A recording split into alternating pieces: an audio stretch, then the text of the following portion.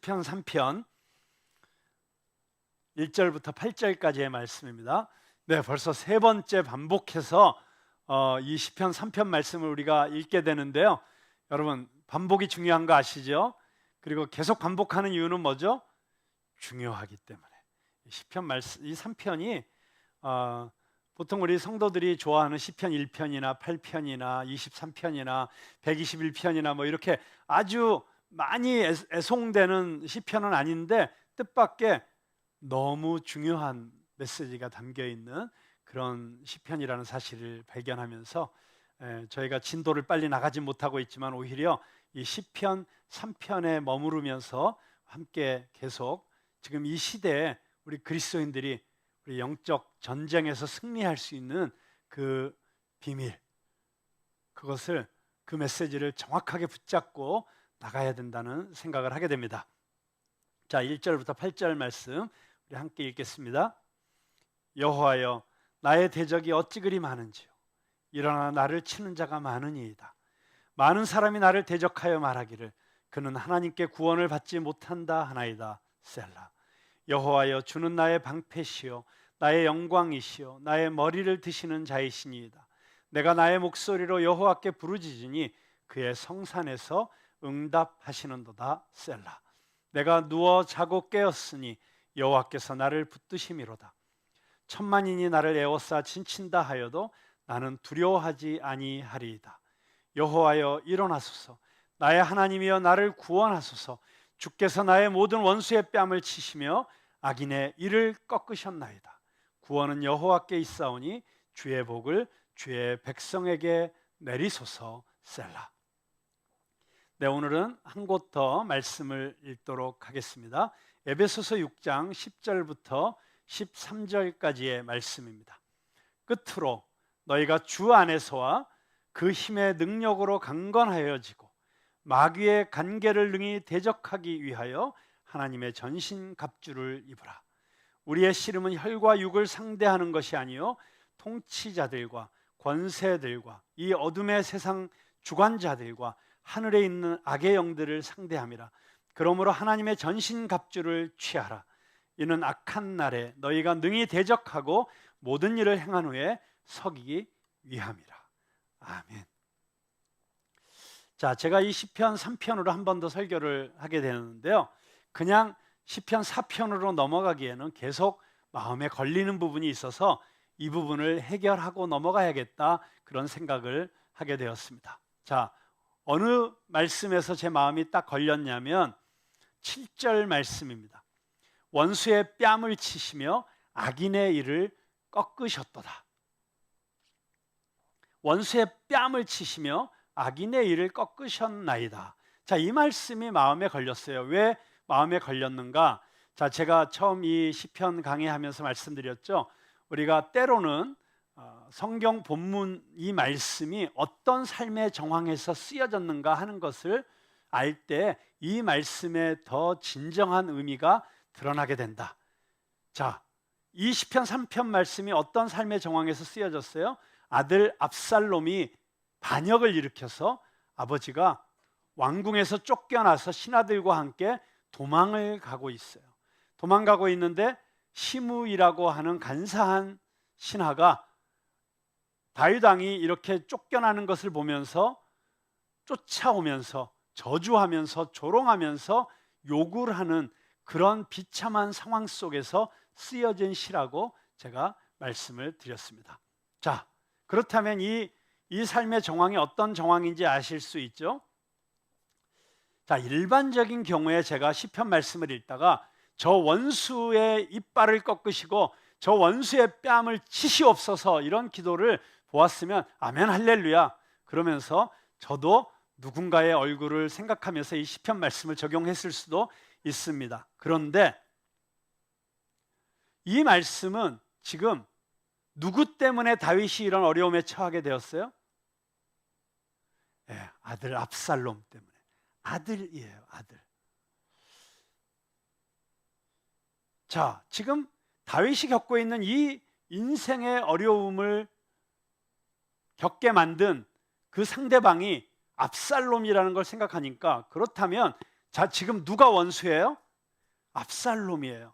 그러니까 지금 다윗이 하나님께 기도하면서 하나님, 저 못된, 비록 내 새끼지만 내가 낳은 자식이지만 저 못된 놈을 귀시자대기를 올려 쳐주시고 저놈 이빨을 다 뽑아주세요 라고 아들 압살롬의 이빨이 다 뽑히기를 간절히 바라면서 지금 이렇게 기도하고 있을까요?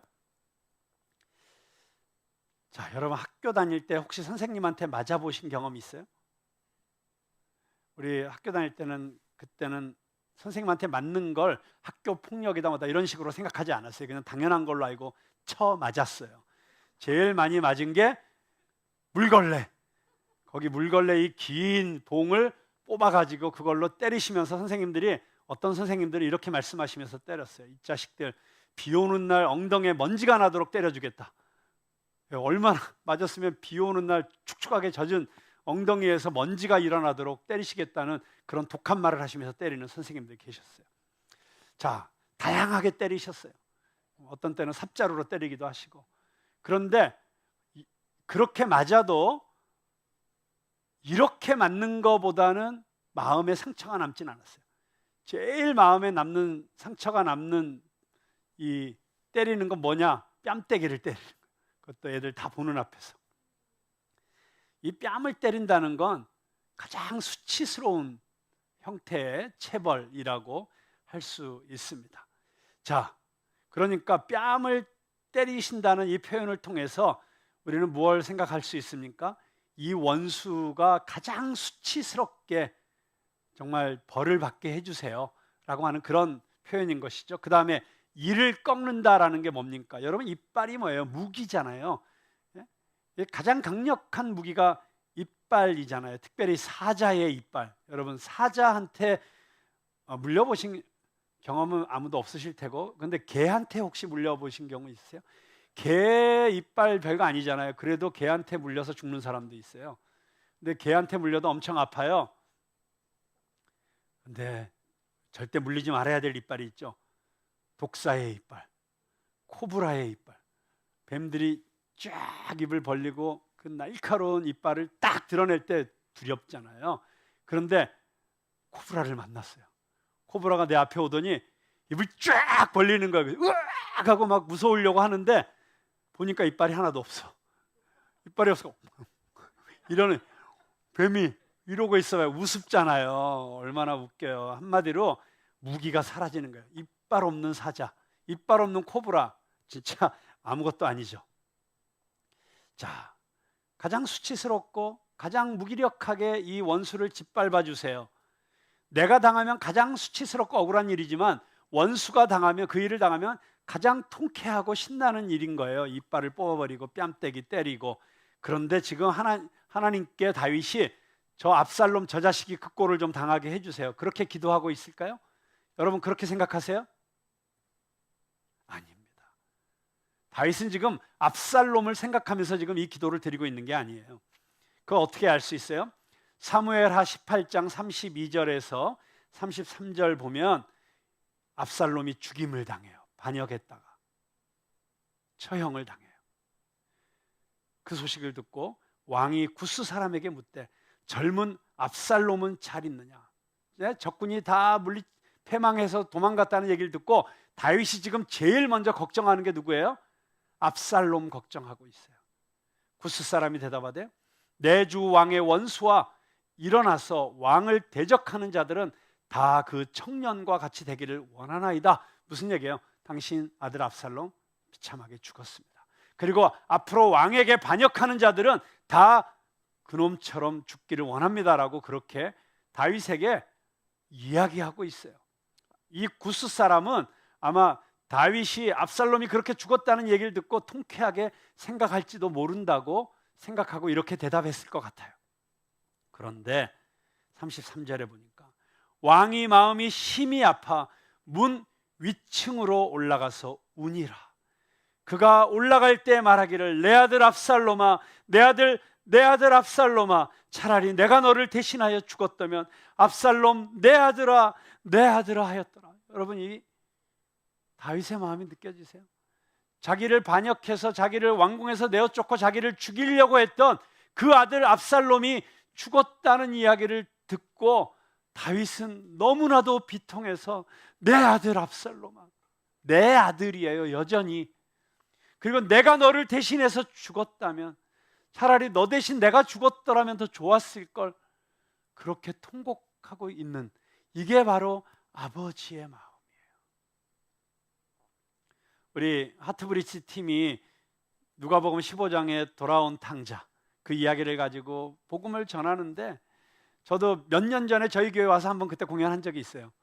그리고 또 논산훈련소에도 저희 교회가 초청해서 한번 가서 공연한 적이 있는데요, 정말 보아도 질리지 않는, 그리고 예수를 믿는 사람이든 믿지 않는 사람이든 그 누가복음 15장 돌아온 탕자의 이야기를 보면서 마음이 열리고 가슴이 뜨거워지는 이유가 뭐예요? 바로 그렇게 나를 사랑하시는 아버지. 내가 탕자처럼 방황하고 탕자처럼 아버지를 거역하고 탕자처럼 아버지의 마음을 아프게 했어도 여전히 나를 사랑하시고 나를 기다리시는 그 아버지가 바로 나의 하나님이시라는 그 사실을 알려주는 것이 우리 모든 인생들에게 얼마나 놀라운 위로고 놀라운 축복이고 놀라운 복음의 소식입니까? 여러분, 이 다윗의 마음이 바로 그런 마음이에요. 차라리 내가 죽었으면 좋았을 걸. 여러분, 제가 아주 솔직하게 말하면 아주 치사하게 작은 일 가지고 제가 제 딸 지인이에게 배신감을 느낄 때가 종종 있어요. 구체적으로 무슨 일인지는 물으려고 하지 마세요. 근데 별건 아닌 건 얘기니까 한 가지만 얘기하면, 2주 전에 교회에 오면서 제가 지인이 옆에 태우고 이렇게 오고 있는데 차에 백밀러가 있잖아요. 그 백밀러를 보면서 자기 얼굴을 막 이렇게 보고 이렇게 보는 거예요. 그러더니 갑자기 나한테 깜짝 놀라서 이렇게 얘기해요. 아빠, 내 얼굴에 아빠가 있어. 너무 놀라면서, 사람들이 왜 나보고 아빠 닮았다고 하는지 알 것 같아. 걔가 그걸 이제 비로소 거의 20이 다 돼서야 깨달은 거예요. 내 얼굴에 아빠가 있어. 그러더니 그 다음 말이 뭔지 아세요? 망했다. 우리 지인이가 어렸을 때 보면 너무 웃기는 게 있어요. 사람들이 너 엄마 닮았다 그러면 씩 웃어요. 너 아빠 닮았다 그러면 우울해져요. 이 엄마가 훨씬 더 예쁘다고 생각하는 것 같아요. 보기에 좋다고 생각하는 것 같아요. 그럴 때 배신감 별로 느끼진 않아요. 그렇지만 너 나 닮아서 망했단 말이지, 내가 이제 너 차 태워주나 봐라, 이런 생각을 잠깐 할 수는 있지만, 그러다가도 지인이가 필요하다 그러면 자동으로 몸이 움직이고 지갑이 완전히 열려요.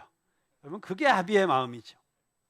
그러니까 지금 다윗을 이렇게 고통스럽게 만들고 수치스럽게 만들고 비참하게 만들고 있을지언정, 다윗이 지금 이야기하고 있는 것은 아들 압살롬을 향해서 분노하고 있고, 이 아들 압살롬을 증오하고 있고 저주하고 있는 게 아니라는 것입니다. 그럼 여기 지금 다윗이 기도하고 있는 내용에 등장하는 이 원수는 누구일까요? 시므이일까요? 시므이도 아니에요. 시므이가 쫓아오면서 막 다윗을 저주하고 욕하고 조롱하니까 옆에 있는 장군이 칼을 빼들면서, 왕이시여, 내가 당장 가서 저 거지 같은 놈, 저 개 자식 같은 놈을 내가 목을 쳐버리겠습니다 했을 때 다윗이 말리잖아요. 아니야, 나도 하나님께서 지금 죄를 통해서 나에게 이야기하실 수도 있는 거야. 자, 그런 사람이니까 시므이를 마음속에 생각하면서 이렇게 기도하고 있는 것도 아니에요.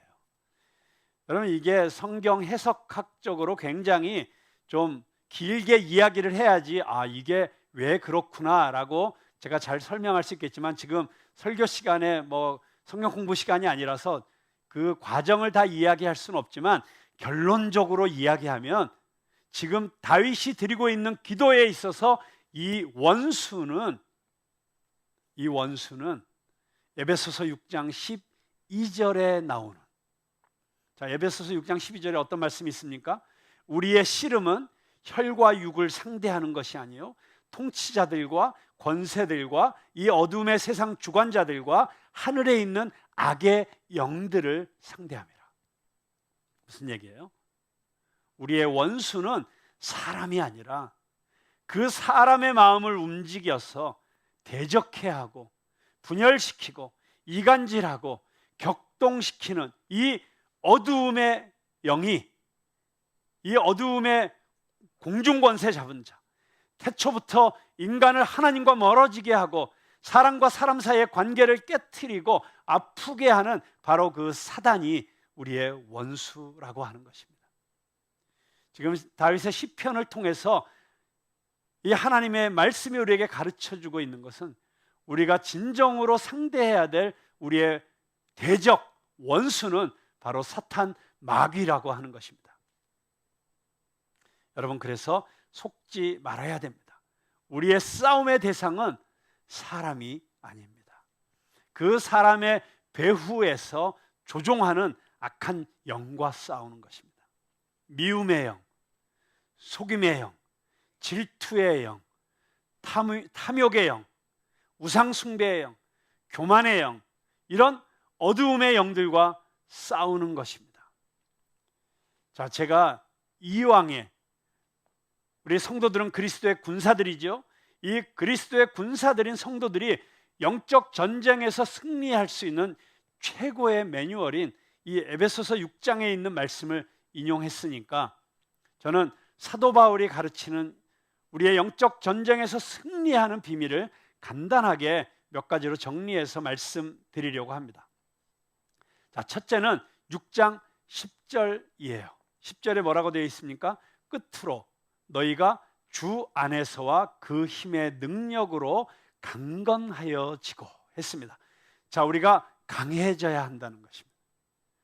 우리가 영적 전쟁에서 승리하는 그리스도의 군사들이 되기 위해서는 우리는 스트롱, 강해져야 돼요. 우리의 영적 힘이, 근력이 강해져야 되는 것입니다. 어제 요즘 말이 많은 디즈니의 영화 뮬란을 보았어요. 마녀의 도움을 받아서 나라를 빼앗으려고 하는 유연족과 싸우기 위해서 황제가 군사를 모집하고 훈련을 합니다. 그런데 그 군사 훈련을 하는데 참 인상적인 장면이 있었어요. 물을 가득 채운 양동이를 두 손에 들고 이렇게 들고서 산 꼭대기까지 올라가는 거예요.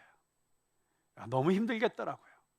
그런데 결국 뮬란이 제일 먼저 그 꼭대기까지 올라가요. 무척 인상적인 장면입니다. 여러분, 군사훈련을 할 때도 기초 군사훈련은 체력훈련이에요. 히딩크가 2002년에 한국 축구대표팀을 만들어서 월드컵에 출전했을 때도 제일 강조한 게 뭐예요? 체력훈련이에요. 여러분, 체력이 강해야 기술도 전략도 가능해지는 거예요. 강해져야 합니다. 우리의 기초 체력이 강해져야 됩니다. 그런데 그렇게 강할 수 있는 비결이 뭐예요? 이 사도 바울은 이렇게 얘기합니다. 너희가 어디에서 강하라고요? 주 안에서. 주 안에서와 그 힘의 능력으로. 자, 여기에 우리 그리스도인들이 강해질 수 있는 가장 중요한 비밀이 여기에 담겨져 있습니다. 우리가 주 안에 있을 때 강한 것입니다. 주님의 능력이 나의 능력이 될 때 우리가 강해지는 것입니다. 그렇기 때문에 우리가 진정으로 강해지기 위해서는 우리는 내 힘을 내려놓아야 됩니다. 내가 내 힘으로 무언가 하려고 할 때는 내 힘밖에 안 돼요. 그런데 우리가 온전히 내 힘, 내 실력, 내 경험 이런 것들을 내려놓고 온전히 주님의 힘과 주님의 능력을 의지하게 되면 나는 강한 용사가 될 수 있습니다. 내가 주 안에, 주가 내 안에. 그래서 예수님께서도 제일 강조하신 게 뭐예요? 아버지가 내 안에, 내가 아버지 안에 있는 것처럼 제자들이 내 안에 있기를 그렇게 원하셨던 거예요. 그래서 나의 안에 거하라. 너희가 내 안에 거하면 너희가 저절로 열매를 맺는다. 그렇게 계속해서 주님께서 말씀하신 것은 내 안에 거하라고 하는 것입니다. 예수님과 가까이 하면 할수록, 예수님 안에 있을수록 나는 강해질 수 있습니다. 우리 이 무대 배경이 너무 멋있죠? 이게 무슨 배경인지 아세요? 마틴 루터가 종교개혁을 할 때 비텐베르크라고 하는 독일의 성문 앞에서 95개 조항의 반박문을 걸었던 바로 그 문 앞입니다. 마틴 루터를 잠시 생각해 보면 마틴 루터가 그 종교개혁을 하면서 정말 어마어마한 영적 전쟁을 치렀어야만 했죠. 아마 한 개인으로서 싸웠어야 되는 가장 거대한 적과 싸웠던 사람이 마틴 루터가 아닐까 생각을 합니다. 얼마나 힘들었겠어요. 얼마나 외로웠겠어요. 얼마나 두려웠겠어요. 그 두려움을 이기고 싶어서 마틴 루터가 노래를 만들어서 부릅니다. 무슨 노래죠? 내주는 강한 성이요. 근데 그 내주는 강한 성이요에 보면 이런 가사가 나오죠. 내 힘만 의지할 때는 패할 수밖에 없도다. 힘 있는 장수 나와서 날 대신하여 싸운다. 이 장수 누군가? 주 예수 그리스도 곧 만유주로다. 당할 자 누구랴? 반드시 이기리로다. 아멘. 여러분, 그렇습니다. 내 힘만 의지하면 패할 수밖에 없습니다. 그래서 오히려 어쩔 수 없이 내 힘을 내려놓아야 되는 상황이 올 때가 있죠. 우리가 육신적으로 병이 들거나 아프거나 갑자기 사업이 실패하거나 어려움을 당하거나 이럴 때 우리가 무기력해지잖아요. 근데 아세요? 우리가 그렇게 무기력할 때 우리가 주님을 의지하면 오히려 그때 우리는 가장 강해질 수 있습니다.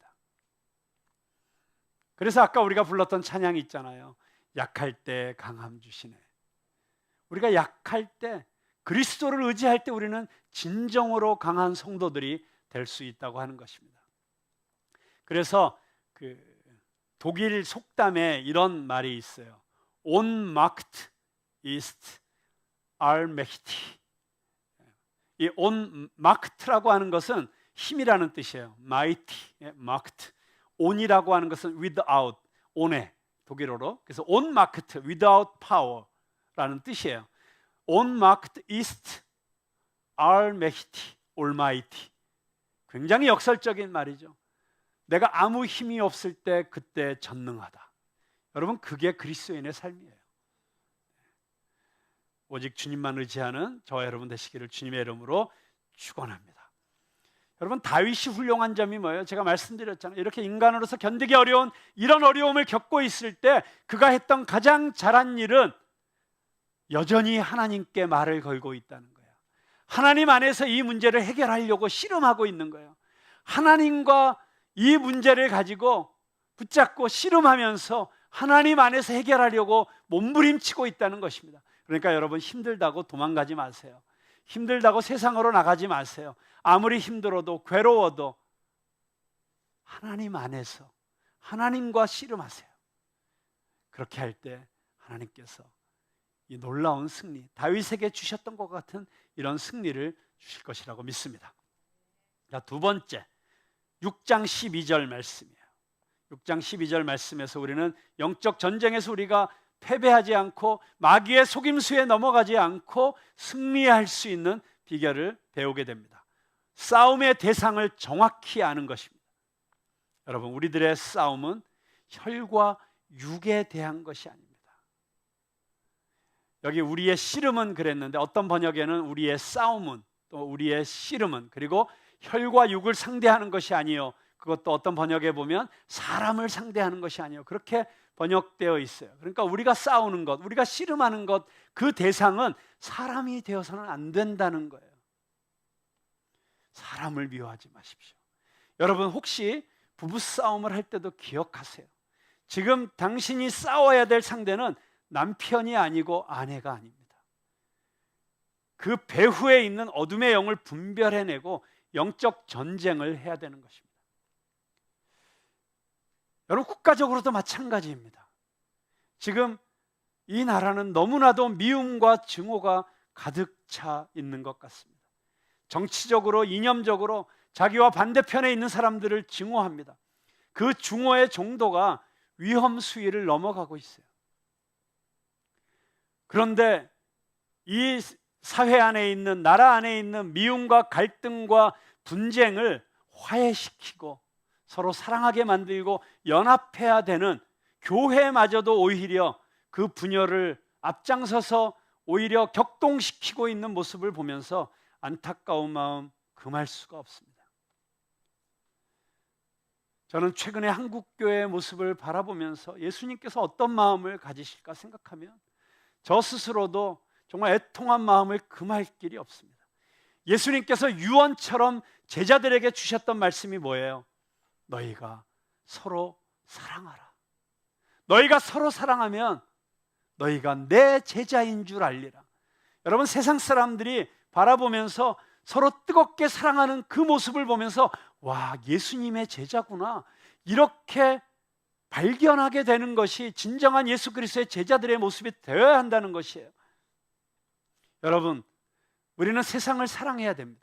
이웃을 사랑해야 됩니다. 그런데 세상을 사랑하고 이웃을 사랑하기 전에 먼저 우리가 사랑해야 되는 대상이 있는데 서로 사랑해야 되는 것입니다. 먼저 예수 그리스도의 제자들인 우리들이, 하나님의 가정 안에 있는 형제 자매들이 먼저 서로 사랑해야 된다는 것입니다. 여러분, 그렇게 서로 사랑하는 것이 제자들의 특징이라면, 교회의 특징이라면, 지금 한국교회의 모습은 과연 예수님의 제자들이 모여있는 공동체가 맞는가 의심할 수밖에 없습니다. 지금 갈갈이 찢겨서 서로 비난하고 서로 싸우고 있는 한국교회를 보시면서 예루살렘아 예루살렘아 통곡하셨던 그 예수님의 눈물이 지금도 예수님의 눈에 그렇게 흘러내리고 있는 것이 아닌가, 그런 마음이 느껴집니다. 여러분, 지금 한국교회는 대면 예배파와 비대면 예배파로 나뉘어서 싸우고 있습니다. 아니, 그런데 대면 예배면 어떻고 비대면 예배면 어떻습니까? 예수님께서 뭐라고 말씀하셨어요? 예루살렘도 아니고 그리심산도 아니고 예배하는 자가 신령과 진정으로 예배해야 된다고 예수님께서 가르치셨잖아요. 우리가 정말 신령과 진정으로 예배하면 때에 따라서 우리는 지하 감옥에서도 예배할 수 있고 홀로 예배할 수도 있고, 또 때에 따라서는 광장에서 모든 사람들이 모여서 예배할 수도 있고, 어디서 중요하지 않은 거예요. 그런데 어떤 이유 때문에 지금 목숨을 걸고 대면 예배를 주장하시는 분이 있고 비대면 예배를 주장하시는 분들로 이렇게 나뉘어져 있는 모습을 보게 됩니다. 양쪽의 주장을 다 들어보면 다 주님을 사랑하는 분들이고 다 신앙적인 이유가 있어요. 그런데 문제는 서로 이해하지 못하는 정도를 넘어서서 이제는 비난하고, 그리고 때로는 조롱하기도 하고 공격하기도 한다는 것입니다. 얼마 전에 이런 일이 있었습니다. 어떤 목사님이 교회 문에 이런 글을 내붙였어요. 예배드리면 죽인다고 칼이 들어올 때 목숨을 걸고 예배드리는 것이 신앙입니다. 그러나 예배 모임이 칼이 되어 이웃의 목숨을 위태롭게 하면 모이지 않는 것이 신앙입니다. 많은 분들이 공감하고 또 찬성하는 그런 댓글들을 단 것을 보았습니다. 그런데 지난 5일 중년 남성 1명과 여성 2명이 이 교회에 찾아왔어요. 그리고 이 교회 목사님을 만났습니다. 저 목사님 맞으십니까? 네, 맞습니다. 그랬더니 목사 맞대 하는 순간 갑자기 고무망치를 들고 와서 이 목사님을 패기 시작했습니다. 그러면서 그분들이 이 목사님을 때리면서 2가지 이야기를 했습니다. 첫째는 왜 애국 목사를 욕보이느냐, 둘째는 지금 이 교회 바깥에 써놓은 이 안내문의 순서를 바꾸어 놓으라는 것입니다. 자, 여러분, 이분들의 주장에 현재 한국교회가 분열하고 있는 양상이 선명하게 드러나 있고, 그리고 고무망치를 들고 이 목사를 때리는 모습이 지금 한국교회의 심각한 위기를 그대로 보여주고 있는 모습이라고 생각합니다. 자, 여기 보세요. 예배드리면 죽인다고 칼이 들어올 때 목숨을 걸고 예배드리는 것이 신앙입니다. 맞지요? 틀리는 말 아니잖아요.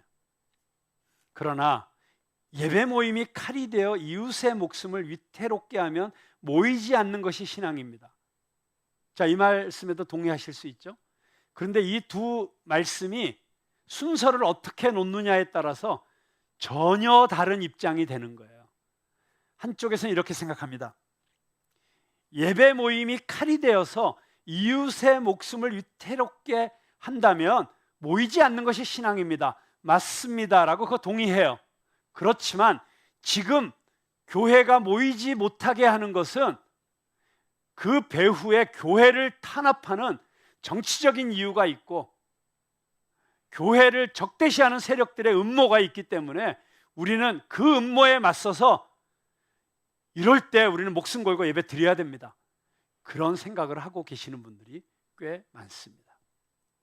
그러나 반면에 이 목사님처럼 예배 드리면 죽인다고 칼이 들어올 때 목숨 걸고 예배 드리는 것이 신앙이지만 지금은 우리가 예배 드리면 그것이 코로나를 더 전파시켜서 이웃의 목숨을 위태롭게 할 수도 있기 때문에 우리는 예배 안 드리겠습니다 라고 하는 신앙을 고백하는 입장을 가진 분들도 많습니다. 여러분, 누가 옳습니까? 저는 누가 옳고 그르고를 떠나서 나와 다른 주장과 생각을 가지고 있다고 미워하고 증오하다가 이런 물리적인 폭력까지 행사하게 되는 이런 지경에 이르렀다는 것이 참으로 안타까울 따름입니다. 왜 고무망치로 때렸을까요? 진짜 쇠망치로 때리면 죽으니까. 근데 사실은 그 마음속에는 무슨 마음이에요? 진짜 쇠망치를 들고 가서 때리고 싶은 마음인 거예요. 그런데 차마 쇠망치로 때리면 안 되니까 고무망치 데리고 때린 거예요. 예수님 근데 뭐라고 말씀하셨어요? 네? 누구를 미워하면 그게 살인죄라 그랬잖아요. 사실은 이미 마음으로 살인하고 있는 거예요.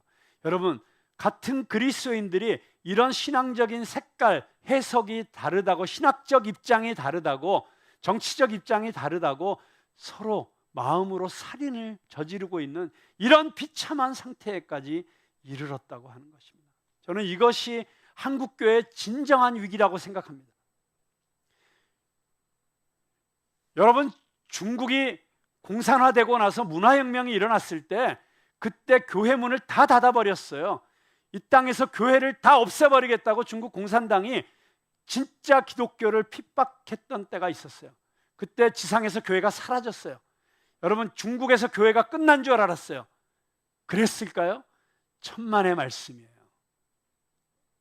문화혁명이 끝나고 다시 문을 열었을 때 오히려 문화혁명 전보다 몇 배 더 많은 그리스도인들이 예배드릴 수 없는 그 상황 속에서 이미 한 사람 한 사람 그리스도인들의 삶을 통해서 복음을 접하게 된 중국 사람들이 너무나도 많이 개종을 해서 상상할 수 없는, 우리 대한민국 인구보다 더 많은 크리스찬들이 존재하는 나라가 되어버렸어요. 지금도 중국 공산당이 교회를 눈에 띄게 핍박하고 있습니다. 그런데 그런다고 여러분 중국 교회가 망할까요? 문 닫을까요? 천만에요. 그렇지 않습니다. 한국 교회도 마찬가지입니다.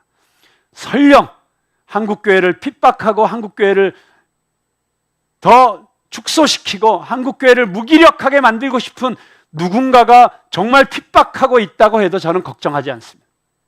교회는 오히려 핍박을 받을수록 더 강해집니다. 교회는 핍박을 받을수록 그 생명력이 더 강해지는 놀라운 역설적인 존재라는 사실을 여러분 아셔야 됩니다. 그런데 그렇기 때문에 교회가 핍박을 받는다, 어떤다 이런 중요하지 않아요. 그거보다 우리 교회가 정말 예수 그리스도의 가르침, 이 예수 그리스도의 사랑, 이것을 살아내지 못하고 이것을 실천하지 못하는 것이 진정한 위기라고 생각하는 것입니다. 여러분, 나와 신앙적인 색깔이 다르다고 서로 미워하고 원수처럼 증오하는 것은 하나님의 뜻이 아닙니다. 여러분, 예수님께서 원수도 사랑하라고 가르치셨잖아요. 그래서 루터가 이런 이야기를 했습니다. 하나님 나라는 당신의 원수들 가운데 있다. 이 고통을 감내하지 못하는 사람은 그리스도의 나라에 참여하기를 원치 않는 자이다. 여러분, 원수를 사랑하는 게 고통스러운 일이잖아요. 그런데 이 고통을 감내하지 못하는 사람은 그리스도의 나라에 참여하기를 원치 않는 자라는 거예요. 무서운 얘기죠. 이런 사람은 장미와 백합으로 장식된 화려하고 인정받는 자리에서 친구들과 함께 하고자 하며 악한 사람들이 아닌 경건한 사람들과 함께 하고자 한다. 어라? 악한 사람들이 아닌 경건한 사람들과 함께 하고자 한다. 이게 뭐 잘못된 건가? 근데 루터가 지금 뭘 이야기하고 있는 줄 아세요? 장미와 백합으로 장식된 화려하고 인정받는 자리에서 친구들과 함께하며 나를 알아주고 그리스도인으로서 나를 인정해주고 칭찬해주고 박수 쳐주고 이런 사람들과만 어울리려고 하는 그리스도인들을 향해서 지금 마틴 루터가 뭐라고 하는 줄 아세요? 오 그리스도를 모독하고 배신하는 자들이여, 그리스도가 너희들처럼 행동하셨다면 과연 누가 구원받을 수 있단 말인가? 저는 이 시대에 우리 그리스도인들이 마음을 열고 진지하게 치열하게 고민해야 될 메시지라고 생각을 합니다. 여러분, 그렇습니다. 우리가 싸워야 될 대상은 이 나라를 분열시키고 극단화시키고 자기 주장만 옳다고 믿는 교만으로 가득 차게 만드는 이 어두움의 영들과 싸워야 됩니다. 제가 요즘 유튜브 방송을 보면 목사님들을 공격하는 목사님들의 유튜브가 너무 많이 떠오르고 있어요. 너무 걱정스럽습니다. 교회가 교회를 비난합니다. 여러분, 그런데 우리의 시선이 사람에게 머물고 있으면 우리는 질 수밖에 없습니다. 이겨도 집니다. 여러분, 말싸움에서 이기려고 하지 마세요. 세상 사람들과 논쟁하려고 하지 마세요. 다시 말씀드립니다. 사람을 미워하지 마세요. 우리의 싸움은 혈과 육에 대한 것이 아니고 사람을 상대하는 것이 아닙니다. 다윗은 자기를 배반한 압살롬을 위해 통곡하며 울었습니다. 자기를 조롱하고 비웃는 시므이를 미워하지 않았습니다. 이것이 바로 예수님께서 우리에게 보여주신 모습입니다. 십자가에 달리셔서 조롱하는 사람들을 바라보시면서, 자기를 채찍질하고 모욕하고 침뱉는 사람들을 바라보시면서 예수님께서는 이렇게 말씀하셨어요. 아버지, 저들의 죄를 사하여 주옵소서. 자기들이 하는 일을 알지 못하나이다. 불쌍히 여기고 계십니다. 여러분 힘들게 하는 사람들 있죠? 여러분 마음에 안 드는 사람들 있죠? 여러분 괴롭게 하는 사람이 있죠? 불쌍히 여기세요. 저들이 자기들이 하는 일을 알지 못해서 그래요. 그런데 이 영적 전쟁의 비밀, 우리가 싸워야 될 대상은 사람이 아니고 사람들을 통해서, 연약한 사람들을 이용해서 속이고 분열시키는, 그리고 사람들에게 미움과 분노와 증오를 조장하는 저 악한 영과 싸워야 되는 것이고, 그 악한 영과 싸우는 것은 반대 정신으로 나가야 된다는 것을 알고, 탐욕이 있는 곳에는 계속해서 자기를 비우고 나누고 내려놓고 희생하고 헌신하고, 미움이 있는 곳에는 더 사랑하고, 분열의 영이 작동하는 곳에서는 의지적으로 더 연합하는 이런 반대 정신을 가지고 영적 싸움을 싸워야 된다는 것을 우리가 알고 나아가면, 그래서 죽는 것이 사는 것이고 져주는 것이 이기는 것이라는 것을 알게 될 때 우리 교회는 승리할 것이고 우리 그리스도인들은 승리하게 될 것입니다. 여러분, 예수님께서 사탄의 머리를 깨트리셨습니다. 어떻게 깨트리셨어요? 십자가를 지심으로.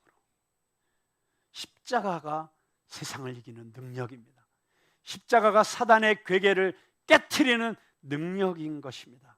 골로새서 2장 14절 15절을 보면 우리를 거스르고 불리하게 하는 법조문으로 쓴 증서를 지우시고 제하여 버리사 십자가에 못 박으시고 통치자들과 권세들을 무력화하여 드러내어 구경거리로 삼으시고 십자가로 그들을 이기셨느니라. 아멘. 여러분, 우리가 이 어두움의 권세, 이 공중 권세 잡은 자들, 이 에덴 동산에부터 사람들을 유혹하여 저들이 하나님을 대적하게 만들고 거역하게 만드는 이 어두움의 영과 싸워서 이기는, 그리고 이 세상의 모든 문화와 권세를 장악하고 믿는 사람들을 핍박하려고 하는 이 세력과 싸워서 이기는 승리의 비밀은 십자가에 있습니다. 죽는 것이 사는 것입니다. 십자가 없이는 부활이 없습니다. No cross, no crown. 자, 마지막으로 세 번째 승리의 비밀은 6장 13절입니다. 전신갑주를 취하라. 하나님의 전신갑주를 취하라. 이는 악한 날에 너희가 능히 대적하고 모든 일을 행한 후에 서기 위함이라. 자, 전신갑주에는 특별히 에베소서 6장의 이 전신갑주를 사도 바울이 설명하는데 6가지 전신갑주가 나와요. 그 중에 5가지는 방어용 무기이고 1가지는 공격용 무기입니다. 제가 이 전신갑주에 대해서는 다시 한번 자세히 다룰 기회가 있을 것입니다만 오늘은 제목만 보도록 하겠습니다. 6장 14절부터 보면, 자, 그 전신갑주가 무엇일까요? 진리로 너희 허리띠를 띠고, 진리의 허리띠입니다. 의의 호신경을 붙이고, 의의 흉배라고 하죠. 이름표를 붙이고, 평안의 복음이 준비한 것을 신을 신고, 복음의 신을 심으라는 거예요.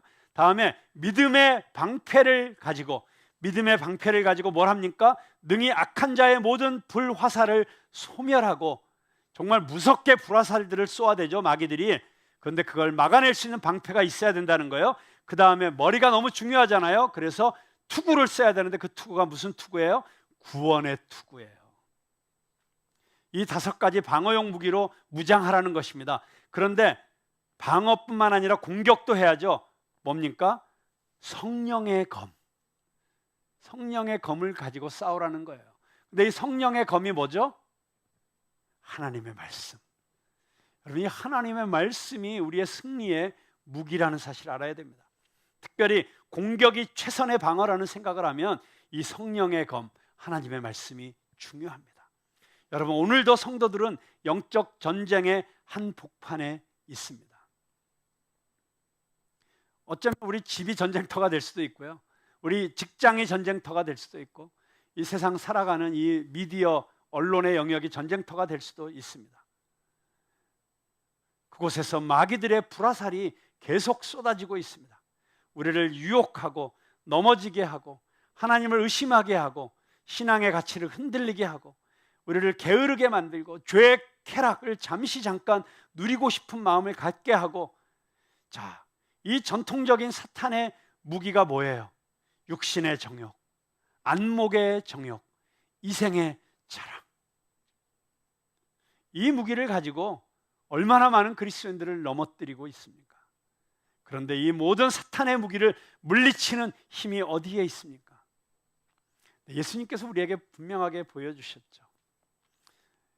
사단이 이 3가지 무기를 가지고 금식 기도를 마치신 예수님을 공격할 때, 시험하고 유혹할 때 예수님은 하나님의 말씀으로 물리치셨어요. 그래서 요한일서 2장 14절에 보면 이렇게 써 있지 않습니까? 청년들아, 내가 너희에게 쓴 것은 너희가 강하고 하나님의 말씀이 너희 안에 거하시며 너희가 흉악한 자를 이기었음이라. 자, 여기 하나님의 청년들의 이야기가 나오죠. 자, 청년들의 특징이 뭡니까? 너희가 강하고. 자, 여러분, 강한 청년 되시기를 주님의 이름으로 축복합니다. 여러분이 어린아이 때는 정말 부모의 보호 안에서 마음껏 누리고 축복을 누리면서 그렇게 사랑받으며 살아야 돼요. 근데 거기서 머물러 있으면 안 돼요. 이제는 여러분들이 영적 전쟁터에 군사로 나가야 되는데 그러려면 청년이 되어야 돼요. 강한 청년. 청년의 특징은 강한 것입니다. 자, 그 강한 자의 이유가 무엇입니까? 왜 강할 수 있어요? 하나님의 말씀이 너희 안에 거하시며, 하나님의 말씀이 우리 안에 거하면 우리가 강해지는 거예요. 하나님의 말씀이 우리를 강하게 하는 것입니다. 그 결과가 무엇입니까? 너희가 흉악한 자를 이기었음이라. 여기 흉악하다는 것, 좀 세게 발음하면 이 숭악한 것들, 그냥 악한 게 아니라 능동적으로 적극적으로 악한, 흉악한, 사탄, 마귀, 이 사단 마귀를 통해서 조종당하는 어두움의 정사와 권세와 통치하는 이 힘을 부여받은 이 무리들, 그들을 이기는 힘이 어디에 있어요? 하나님의 말씀. 그 말씀이 우리 안에 있을 때 우리는 강할 것이고 우리는 승리할 것입니다. 네, 다윗은 물론 넘어질 때도 많이 있었어요. 그러나 그가 하나님 안에 있을 때, 하나님의 말씀을 붙잡을 때, 그 말씀을 주야로 묵상할 때 어떤 상황 속에서도 패배하지 않고 승리할 수 있었습니다. 오늘도 우리가 그렇게 승리하는 그리스도인들 다 될 수 있기를 주님의 이름으로 축원합니다.